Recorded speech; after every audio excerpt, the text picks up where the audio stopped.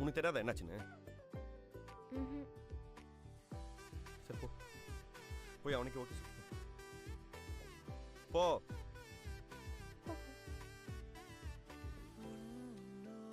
ஏய், எதுக்கு நடிச்சு உயிரை வாங்குற?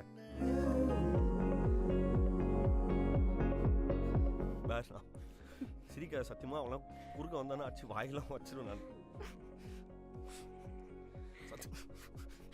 சொல்வியா நீ? அவனுக்கு ஓகே சொல்வியா?